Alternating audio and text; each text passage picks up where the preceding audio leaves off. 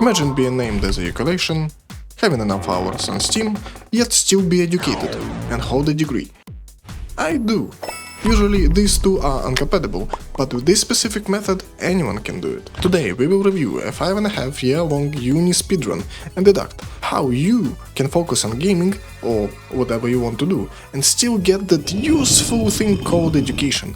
For fun or just because you had to. 0-30% category. So, why are we doing that? Why we do not study at the uni? You lazy fuck. You see? Our future is a bit disturbing anyways, so why not taking some more time from that moment of being young and three-way addicted kid for a couple more years? The main problem of this thing is that it's really time consuming. When you are in school, you can spend like 2 days max while wanking with one hand and playing Clash Royale with another, to get everything done for the week. Or even 2. Or even don't do anything but do it in school during classes. But this shit requires more. Much more.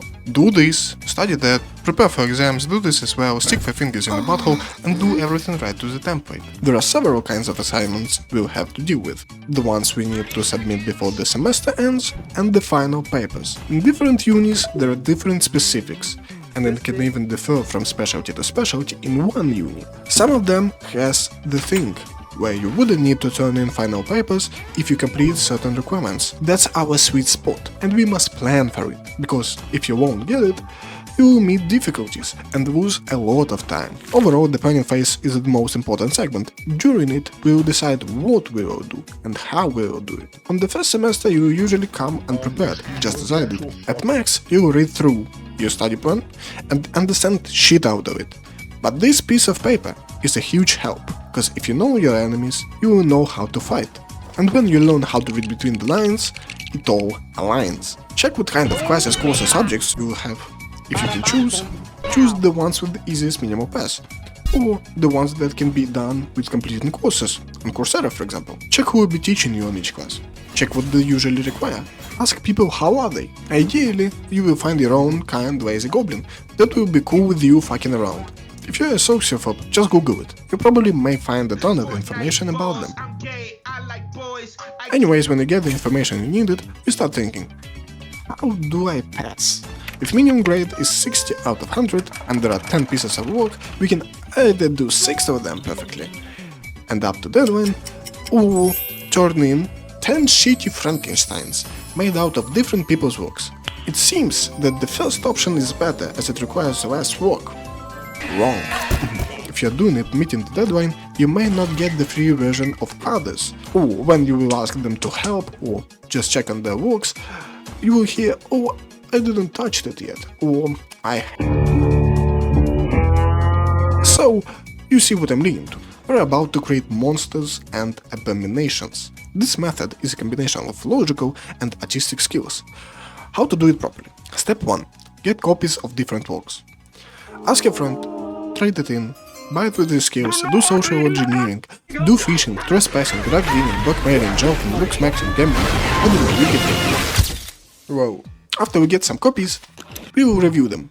Back and forth and back, to hell and back to hell and back, and look for patterns. As we see one, we get the idea and just take the right parts from different creations and form a complete piece of art. As we want to be or are already dumb and play games as much as we like, we had to come up with some kind of smart solution.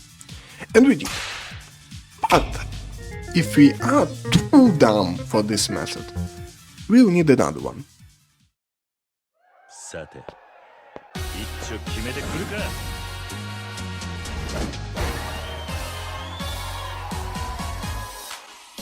Yes, of course you're already getting what will help us. Any kind of clanker will do its job. If you feed our big brother enough material, he will come up with the solution to anything you will need to do. When you master this technique, you can use it in writing bachelor's and even master's thesis, as I did. And I got 95 and 87 out of 100 correspondingly. So, now when we are familiar with how to do stuff, we need to take a step back to the playing phase. There are some conditions where these two methods are inapplicable. Why? Because a fucking doctor can't pass a theoretical exam with a robot that creates tons of Epstein edits. as well as specialists of engineering, advanced math, physics, architecture and chemistry and so on. It's just my assumption that these ones couldn't use the methods, but in reality I don't really know. And you may be the mischievous genius and complete everything with AI, but I don't know. So you better aim for general studies, liberal arts, social work, education, teaching, tourism, hospitality, political science, sociology, psychology, English, literature arts, fine arts, communications, media studies, human resources, marketing, business administration, management. I mean, you get the idea. And I mean no disrespect for those who really study them, but I do think that if you do not care for your degree and just need it because someone told you to, just pick these. I personally know a couple of people that fall in this category and they passed the uni with ease on these specialties. That's why you need to plan everything ahead. So, how I did it? I picked the specialty that I didn't like, as I realized on the 4th year of studying. I met no people that I connect to right now. I passed so much classes with the lowest pass that it's just a pleasure to see so much of those 60%. And I did it not because I couldn't get 100%, but because I realized it had no sense of getting 100%. Anyways, I abused the auto-turn from boosting, which is a no thing to be proud about. I managed to convince my teacher to create paths for Coursera projects, and so on. I abused so much as I could to give me more time with myself, and I realized a lot of things.